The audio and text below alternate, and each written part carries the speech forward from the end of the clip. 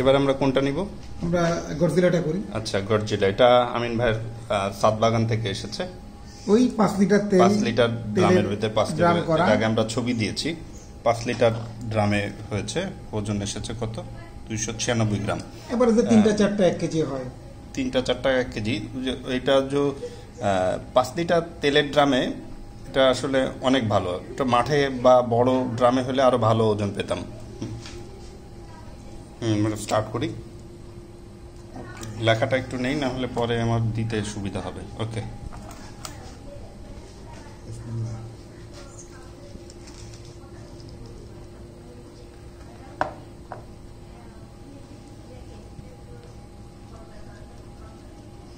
একটু বেশি জুসি।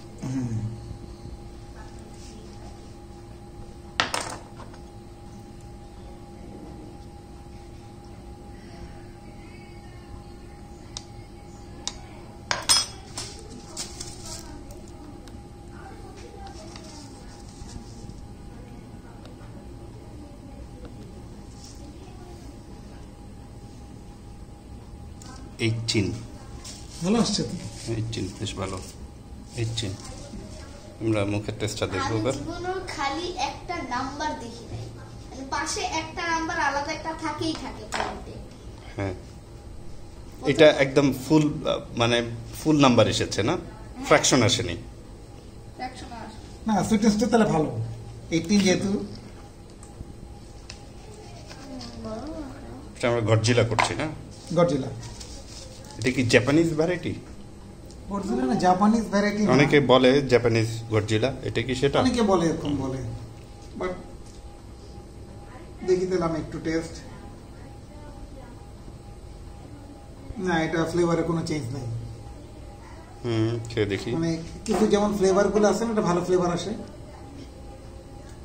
বিসমিল্লাহ। এজন্যই আমি আস্তে আস্তে বলেছি।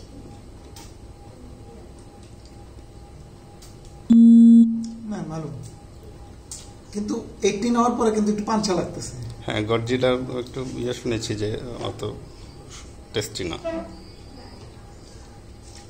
লাস্টে একটু ভালো লাগে, ওই যে সিটটা একটু ক্রিঞ্চি লাগতেছে।